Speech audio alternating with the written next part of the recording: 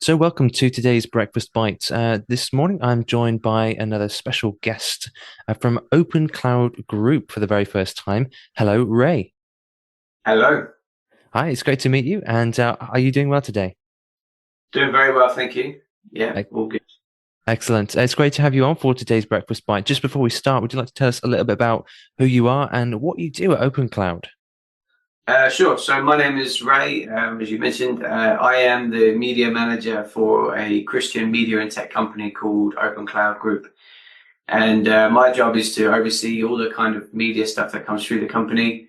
I do a lot of editing, do a lot of media branding and all that kind of stuff, as well as I do more creative projects as well. So we're leaning into more of a creative element as well, which has a much broader kind of description, but that's en route. That's not here just yet.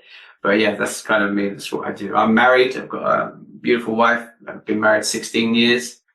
I've got three children who are all crazy, but they're great.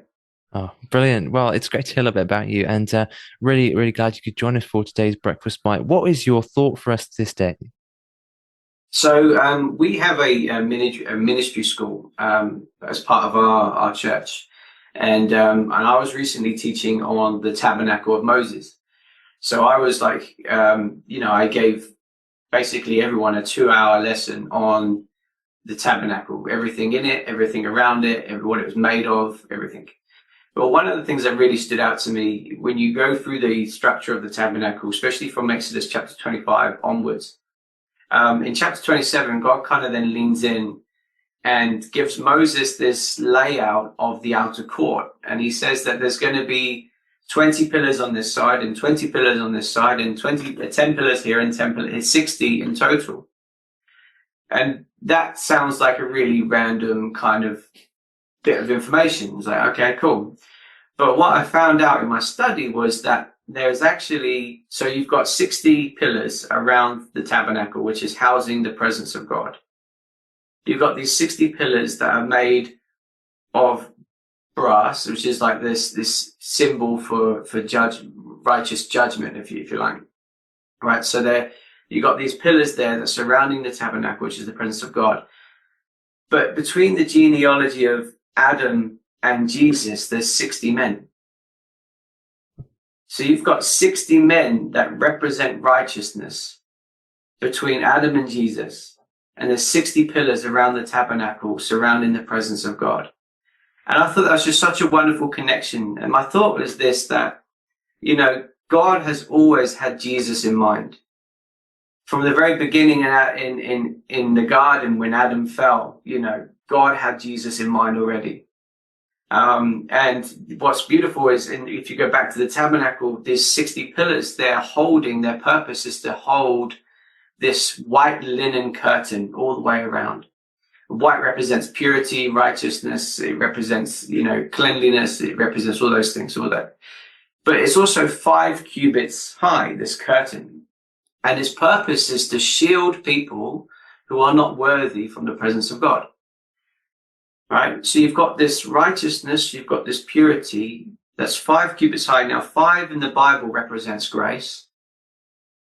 So you've got the grace of God being held up by 60 men, pointing to one way into the presence of God, and that is Jesus Christ. Jesus says, I am the door.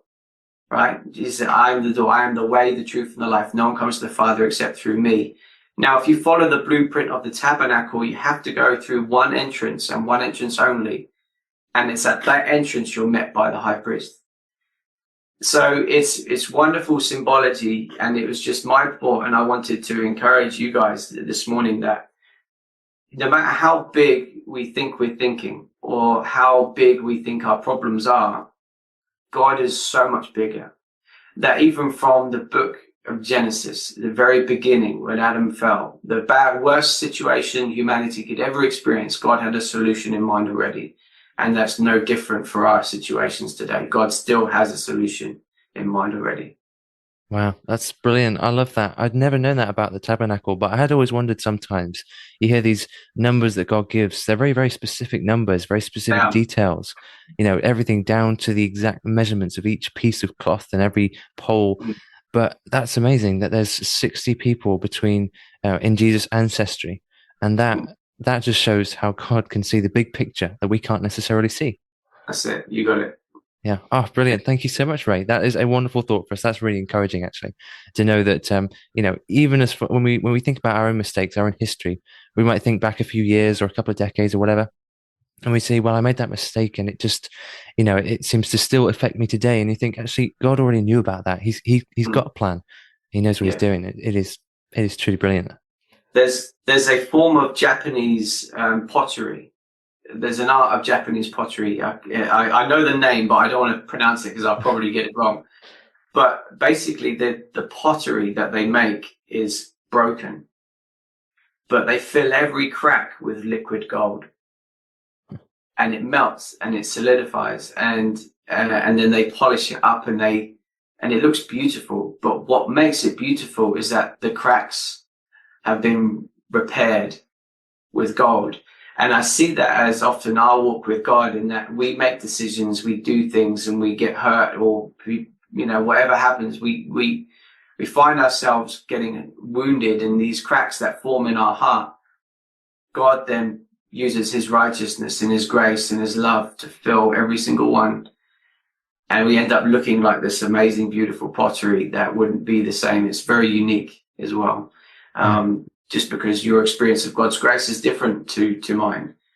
And the way God has filled you with his love has filled holes and cracks in your heart that I don't have, which makes you wonderfully unique as a person in your walk with God. Yeah. Yeah, so very true. Thank you so much, Ray. It's been a pleasure to meet you and to hear your thought for this day. I look forward to speaking again soon. Bless you. Thank you. Pure Media, the magazine, comes out on the first Friday every month. Our next edition comes out for September on the 5th of September and will be crammed full of amazing writers, features and columns. If that's not enough, we'll be delving deeper into the life and times of Jennifer Benson from US-based Ignescent. And if you love Lego, we'll be chatting with a man who gets to play with Lego every day. That'll be Josh from Go Chatter Studios.